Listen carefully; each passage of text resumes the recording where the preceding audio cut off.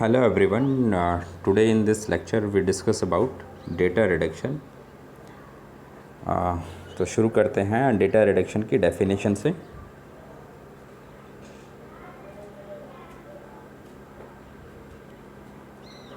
It can be applied to obtain a reduced presentation of the data set that is much smaller in volume or size, yet closely maintain the integrity of the organized data. Data reduction को data set की reduce representation जो कि smaller volume या size में होगी उसे obtain करने के लिए अप्लाई कर सकते हैं, लेकिन उसके साथ ही ओरिजिनल डेटा की इंटीग्रिटी को भी मेंटेन करना होगा. मतलब कि ओरिजिनल डेटा जो क्लीन और रिफाइन है आफ्टर डेटा क्लीनिंग प्रोसेस, उसके साथ कोई छेड़छाड़ या मॉडिफिकेशन नहीं करना होता है. उसकी इंटीग्रिटी और कंसिस्टेंसी को मेंटेन करना होता है. डेटा रिडक्शन स्ट्रेटजीज़ की बात करें तो फर्स्ट है डेटा क्यूब एग्रीगेशन.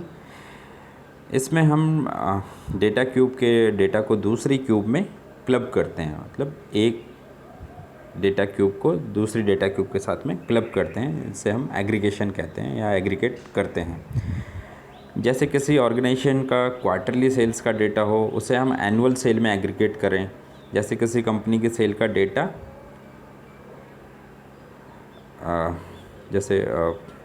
जिसे हम ईयर, प्रोडक्ट व प्राइस के साथ कुछ सेक्टर्स में या सेक्शंस में डिवाइड किया गया है, इसे हम डेटा क्यूब की फॉर्मेट में शो करते हैं.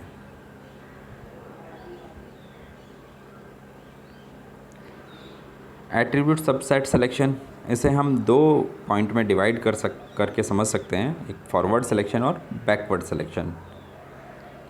एट्रीब्यूट सबसेट सिलेक्शन का मतलब है हमें वो एट्रीब्यूट का सबसेट फाइंड आउट करना होता है जो हमारे डेटा के लिए रिलेवेंट है. जैसे यहाँ पे हम 6 एट्रीब्यूट लेके एक एग्जांपल के थ्रू समझ सकते हैं. जैसे A1, A2, A3, A4, A5 and A6. Forward selection में मान लीजिए हमने एट्रीब्यूट्स लिए हैं A1, A2, 6.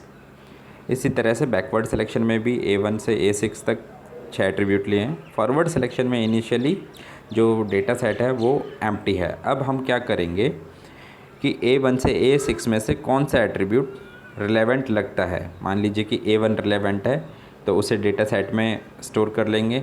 उसके बाद में नेक्स्ट एट्रीब्यूट्स को स्कैन करेंगे.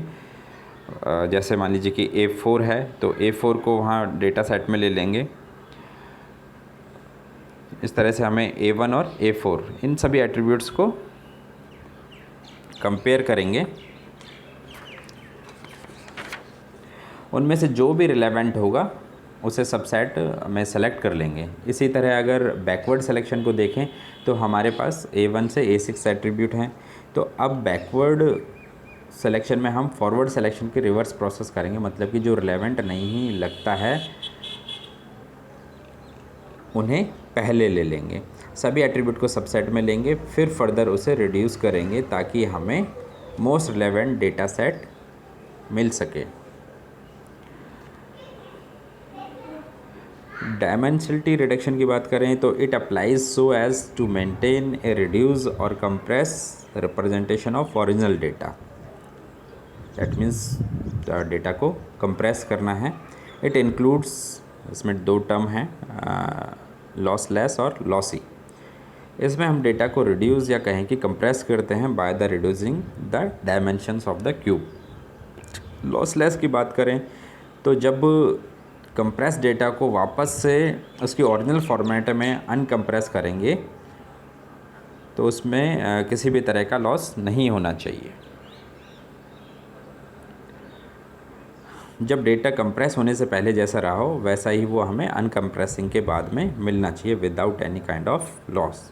लॉसी डेटा की बात करें तो जैसे कंप्रेस डेटा को जब अनकम्प्रेस किया जाए तो it may be possible that कि उसमें ओरिजिनल डेटा की कुछ वैल्यूज़ रिमूव हो जाएं या उनका लॉस हो जाए. ओरिजिनल डेटा वापस ना मिले और मिलेगा भी तो कुछ फील्ड्स के लॉस या मिस होने के बाद में.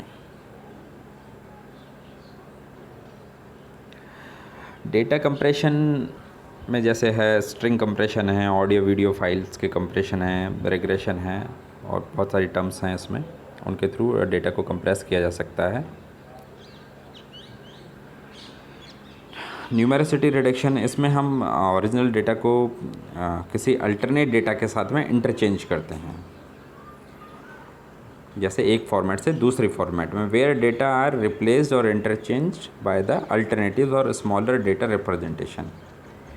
इट इंक्लूड्स हिस्टोग्राम, क्लस्टरिंग आदि। दिए गए एग्जाम्पल में हमने हिस्टोग्राम से इसे समझाने की कोशिश करी है, क्योंकि क्लस्टरिंग तो हम पहले डिस्कस कर चुके हैं काफ़ी।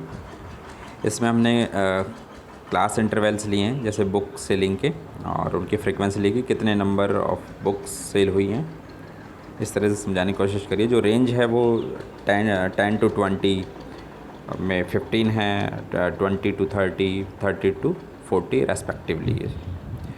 तो अब जो हिस्टोग्राम हम बनाएंगे उसकी हम रेंज लेंगे 10 से 19, बिकॉज जो नेक्स्ट इंटरवल है वो स्टार्ट हो रहा है 20 से, तो 10 to 19 और नेक्स्ट हो जाएगा 20 to 29।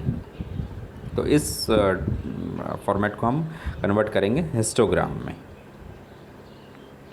इसके कुछ रूल्स हैं हिस्टोग्राम के। इसकी रेंज जैसे हमने देखा कि मिनिमम 5 है और मैक्सिमम 30 ले सकते हैं।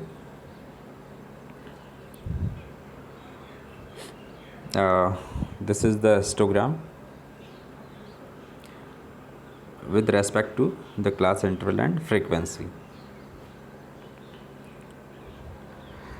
The last one is the concept hierarchical generation. Hierarchical format की बात करें तो इसमें रूट नोड, जैसे हम ट्री स्ट्रक्चर बहुत पढ़ चुके हैं, उसमें रूट नोड होती है तथा चाइल्ड नोड होती हैं। जैसे किसी सेल्स के डेटा को या किसी भी कोई भी आंकड़े हों, उन्हें एक ट्री फॉर्मेट में हम सेट कर सकते हैं। तो ये सब था डेटा रिडक्शन के बारे में। कुछ मेथड्स और हैं डेटा रिडक्शन के, जैसे regression and sampling. So thank you friends, thank you for listening and watching this lecture.